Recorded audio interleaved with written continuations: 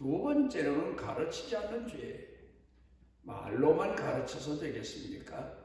행동으로 가르쳐야 돼요. 우리가 살아가면서 행동으로 가르치는 게 뭡니까? 덕과 사랑으로 가르치는 겁니다. 말보다는 느리고 말보다는 오랜 세월이 걸리지만 그러나 말보다 더 능력 있는 것이 덕과 사랑으로 가르치는 겁니다.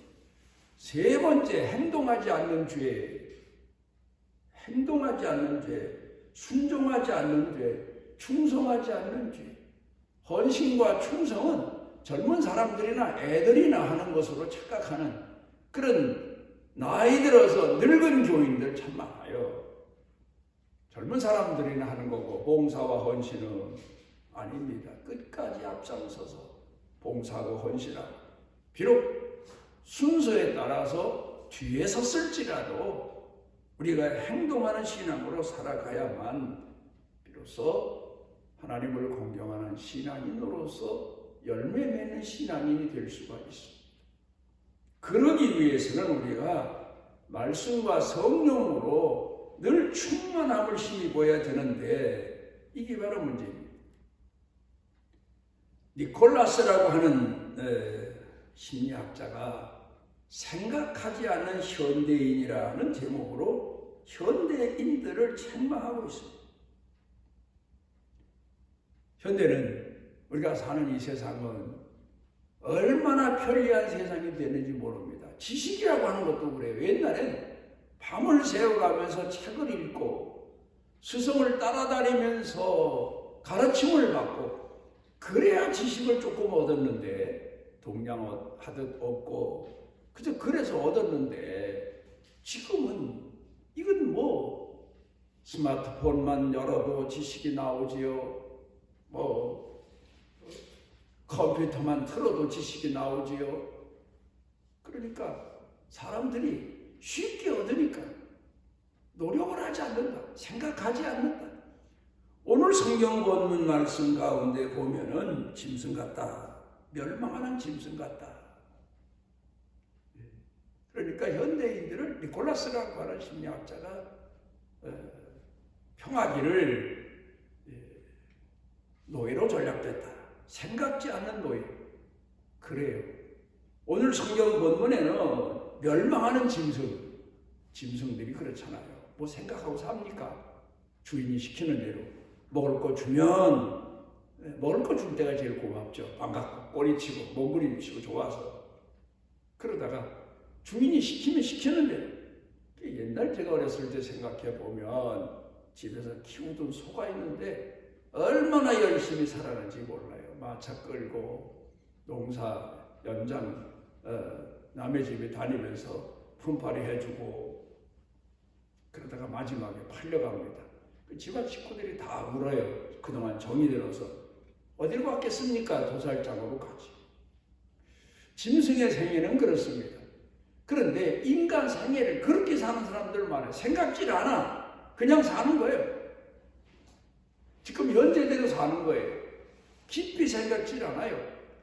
인간의 생각은 아무리 철학자처럼 골몰한다 할지라도 짧게 이를 데가 없죠. 깊은 생각은 어디서 나옵니까? 중요한 겁니다.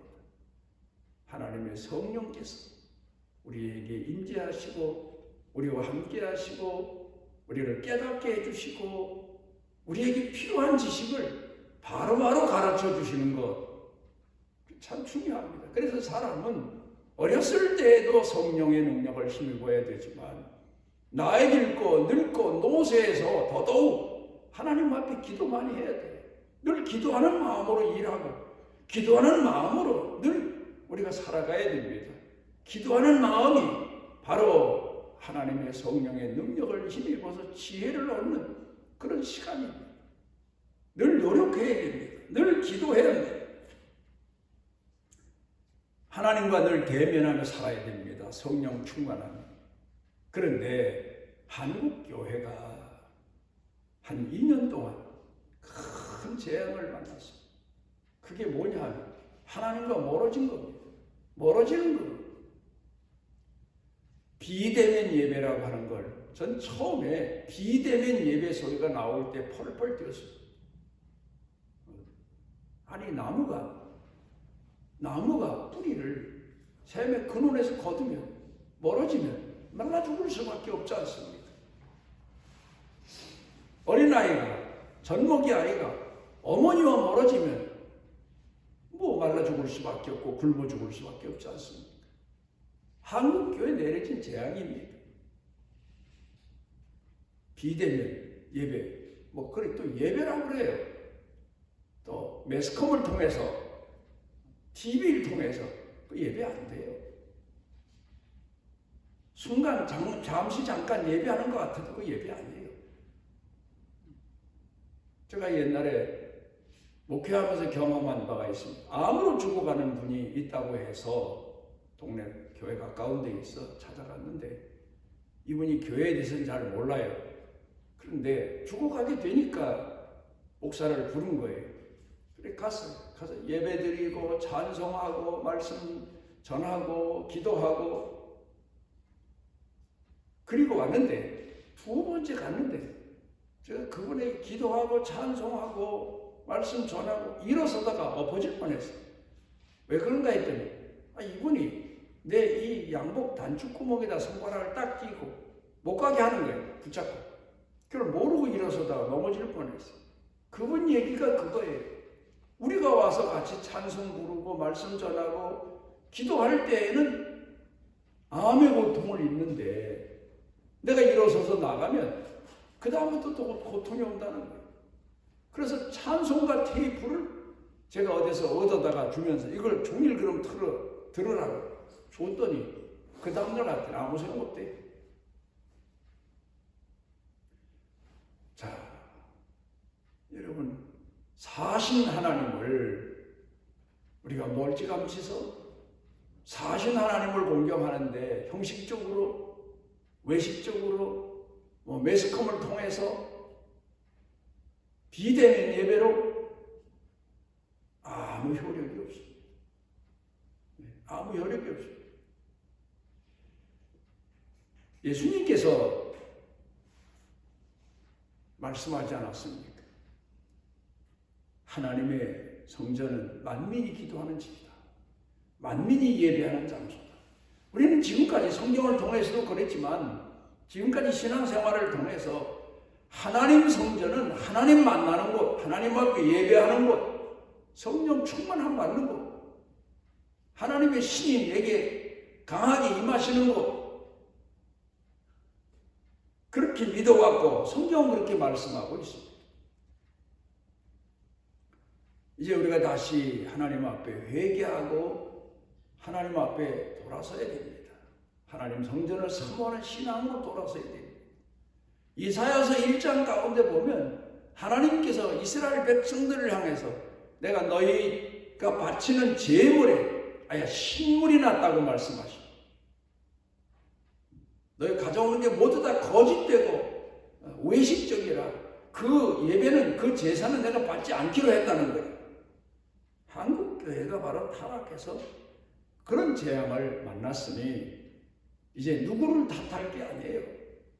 정부에서 정치하는 사람들이 공무원이 행정하는 사람들이 그건 2차, 3차적인 문제고 제일 큰 문제는 우리 예수 믿는 사람이 진심을 다해서 하나님을 공경하는 신앙생활을 바로 하지 않았기 때문에 오늘 우리 교회에서 천산중앙교회 부천에 있는 교회에서 몇 번의 70세 은퇴 예배가 오후에 있어 제가 참석을 합니다. 그분들에게 제가 조그만 성구 준비를 했는데 그 내용이 뭔가 하면 시편 71편 9절에 내가 늙을 때 나를 버리지 마시고 내가 쇠약할 때 나를 떠나지 마소서. 그 다음에 좀 지나가서 71장 시편 19절에 내가 주의 힘을 후대에게 전하게 하시고 주의 능력을 많이 내게 전하게 하소서. 모든 사람에게 전하게 하소서. 그런 기도의 내용을 전하려고 조그만 액자를 만들었습니다. 사람이 젊었을 때도 그렇지만 나이 들어서 젊었을 때에는 산다고 바빠서 하나님과 멀어지고 늙어서는 힘들다고 하나님과 멀어지고 다 안다고 해서 산 신앙이 아니라 이미 죽은 신앙을 산 신앙으로 착각하고 살고 있는 그런 사람들을 깨우기 위한 말씀입니다. 성경을 통해 보면 왜 하나님께서 다윗을 그렇게 오래도록 마음에 맞는 사람이다 말씀하셨습니까? 내 마음에 맞지 않는 사람이 또 하나 있어요. 누군가 사울왕이에요. 사울왕은 두 가지입니다. 특징이. 하나는 어렸을 때는 아주 겸손했습니다. 그런데 그 겸손한 이유가 뭘까? 성경을 자세히 보니까 무지해서. 사람이 모르면 겸손한 것 같이 보여요. 모르는 사람, 모르면. 근데 조금 알고 나더니, 조금 갖고 나더니, 조금 높아지고 나더니 이 거만한 거예요. 하나님 앞에서 거만하고, 선지자 앞에서 거만하고, 그래서 그가 하나님을 버렸으므로 하나님도 그를 버리신다고 했어요. 사울 왕의 문제가 그거예요. 그리고 한껏 다니면서 묻는 게 점쟁이한테 사신 우상 섬기는 자한테 점술가한테 가서 뭐 이것도 물어보고 저것도 물어보고 얼마나 어리석은 자입니까? 오늘 한국 교회 성도들이 하나님 앞에 물어야 되는데 하나님 앞에 기도하고 기다리면 하나님이 깨닫게 해주시고 선한 길로 인도해 주시고 깨우쳐 주시는데 그 신앙을 버리고 허황되고 망상된 세상 지식을 쫓아가고 세상을 따라가다가 결국은 사울 왕처럼 되어버리고 말았어. 하나님께서 싫어버린 자가 되어버리고 말았어. 하나님이 왜 버리셨습니까? 사울 왕에게 사무엘 선지자가 책망한 내용. 내가 하나님을 버렸으므로 하나님도 너를 버렸다. 그렇죠. 제가 셈의 근원인 여호와를 버렸는데 어떻게 하나님께서 그에게 물을 전해 주실 수 있고 사랑을 전해 주실 수 있고 말씀과 성령을 전해 주실 수 있습니까? 멀리 떠나 있는데 셈의 근원되는 여호와를 이 사람이 떠났는데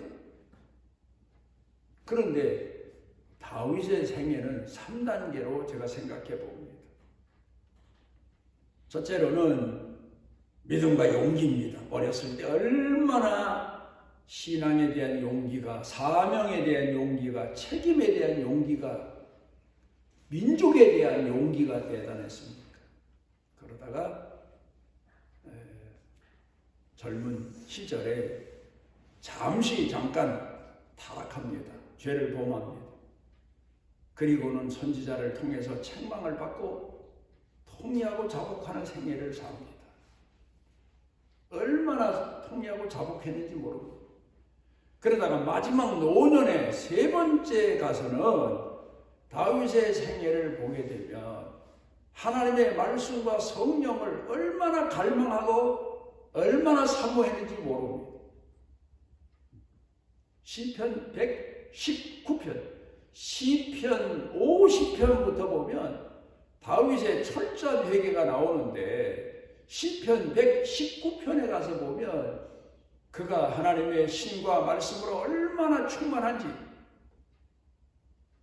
오직 말씀이 자기 발등에 길에 빛이라고 고백하고 그러면서 그가 이런 이야기를 합니다. 시편 119편 147절 8절에 보면 내가 어둠이 밝기 전 새벽 전에 하나님 성전에 나가서 하나님 앞에 기도하며 하나님의 말씀을 읊조리다가 하나님의 말씀을 갈망하고 자기가 고백하고 그 말씀을 계속해서 하나님 앞에서 암송하다가 새벽을 만난다. 그렇게 말하고 있습니다. 그러니까 이 다윗은 낮에는 왕으로서 나라 정치를 돌아보고 밤에는 기도하고 밤에는 하나님 만나기 위해서 기도하고 새벽까지 그가 깨어서 기도했던 것을 보게 됩니다. 그래서 그가 빛의 사람으로 그 생애를 마감할 수가 있었던 겁니다. 오늘도 우리는 하나님 말씀을 사모하고 갈망하면서 밤낮 없이 꼭 밤에만 기도하는 게 아니에요. 내 삶이 어두워질 것 같고 내가 하나님과 멀어지면 그래요. 빛과 멀어지면 자연적으로 어두움에 거처할 수밖에 없는 거예요. 그러면 사람은 영적인 존재라 하나님과 멀어지면 우울해지고 불안해지고 낙심이 되고 두려워지게 돼요. 허전하게 돼요.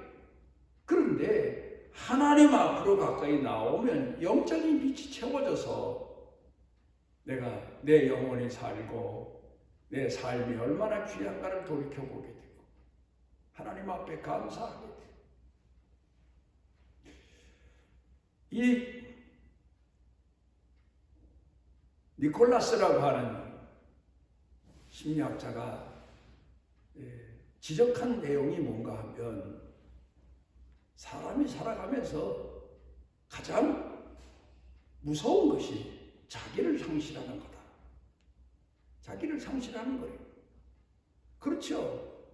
늘 노력해서 자기 자신이 힘쓰고 애를 써서 얻는 그런 인생이 아니라 전자제품의 노예로 전락해 살다 보니까 자신을 잃어버린 거예요.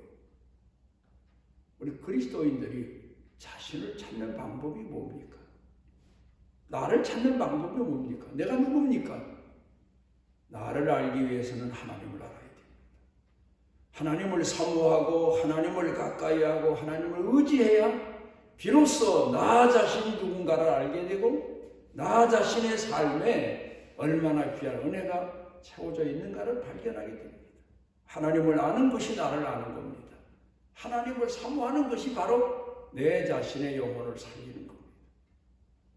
오늘 성경 본문 말씀 가운데 보게 되면 세상을 따라가고 자기 나름대로 살다가 수월해 한마디로 말하면 이 세상 사는 게 지옥처럼 되어버린 사람들 결국 끝내는 멸망하는 짐승, 도살장으로 끌려가는 짐승과 같다. 그런데 하나님을 공경하는 사람은 거기서 건져내신다. 세상 혼란, 방황, 낙담, 절망, 우울 이런 데서 하나님을 사모하는 사람은 건져내신다. 건져내시죠. 어두운 가운데 빛이 비추면 밝은 세상이 되는 것처럼 우리 영혼에도 하나님께서 늘 빛을 비추어 주시고 성령을 부어주시고 말씀의 은혜를 부어주시기를 갈망하며 사는 그런 성도들이 되시기를 바랍니다. 우리를 사랑하셔서 오늘 주 앞에 모으신 아버지 하나님, 우리 자신을 돌아보고 우리를 향하신 하나님의 사랑과 은혜를 마음 가운데 헤아리며 이 땅에 사는 날 동안 숨을 쉬는 것처럼 하나님 앞에 기도 생활 포기치 아니하고 밤낮 없이 하나님 앞에 깨어 기도함으로 주의 신으로 충만해 사는 축복의 은혜를 더하시옵소서. 예수님 이름으로 기도드리옵나이다. 여호와께서 그 날개 아래 보호를 받으러 온 내게 온전한 상 주시기를 원하노라.